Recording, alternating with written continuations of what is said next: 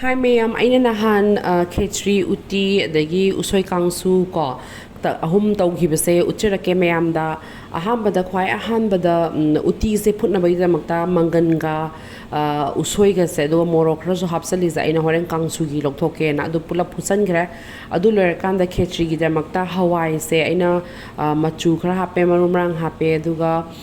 khogi marina kopi khara hapaga phusan gre hawai phutpa matam da ne thau khitang hapiyo rang machu hapnin dresu adoidi ne khoi hawai patha bodo pressure cooker gum da phutpada sum pa patharoi adum phajana patha da bane ba si adum tips ne si yamna kana ba tips ne adum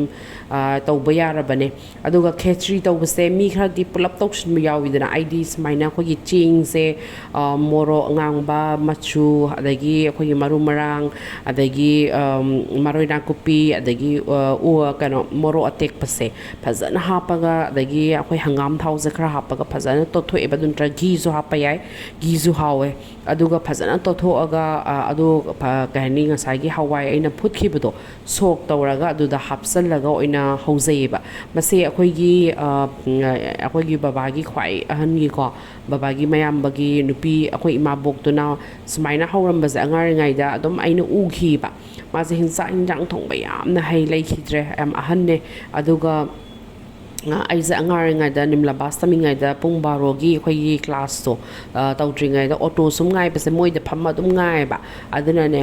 mana thong ba zaina dum uraga ina loin tam ho bunga ta ne haibidi ahan gi khothong khoi meng launa hinjang se thonga puthorak pa aduga khoi phunga da thonga ga gas laita su yam tawe ba madi aduna aina ayam ba haidi za ahan gi tap ta haidi aina thong ma se ahan gi tap ta thongi khole ta hai ba se ayam ba mongon tam ho bunga ta ne kamaina slow cooking raga hauhan ba kolan ba haibase aina som yenga mondagi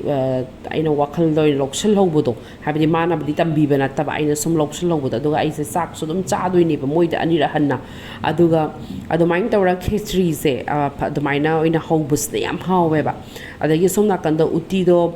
koi mangal do phut pa loire kanda usoi do ina khara loktho e kangsu gi aduga sok macha ama piri adu sumaroina ko pina sok tawe chanam tilhau amata hapte agi hingjang se ko aduga dum hauna khoi meite gi style dum maroina ko pi na pak pi na tawraga dum haun taw doine moro te pasu kitang hape adu moro tek pase khoi sok to budha padi sagan mane ba adu ngasi handaki taw gi di kaim sa de aduga aina soda bagap se jo phutok pa loira kando ina hapse di kai no da patha bodo tandana basidadi aduga adumaina hapasu yai loram dai da hapasu yai soda bagap se chang ama yenga ga dum haw bane aduga masida ina sangom mahi khara hapni ko ngasai gi machu do phajana ba khosana ba adagi hausu haw ba heli gi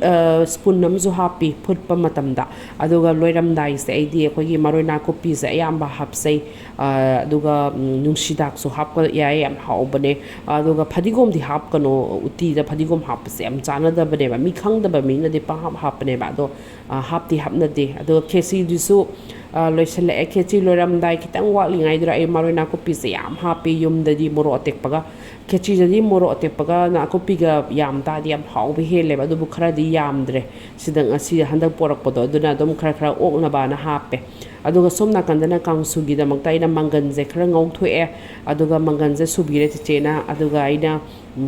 moro ngasagi phutpa usoi phutpa myam do lokthoga phasana ngari ga tawra mele mase kari gumba ngari chaning da ba mina ko haidi khoi ge mera me saning aso amorok se thau do tok tho to bu dum haw bane du bu aina nahan du di dum ka hani ngari ga tawra ge na tawre phasana morok se yamna sahan ge tawe do dum yai chap chana yam sa ba do na te haw ti am haw re chap chana di haw re ba adagi mangan asuba do hape adu hapa loiraga aina keno se khoi khajing gumba denga mulero gumba zakra krem laung la taw ken ngau tho aga adu zu kitang sugai biraga dum akhoi garnish to budo tawbe hawe amna adu uti se loire sida phajana machu tare ade kangsu zu loire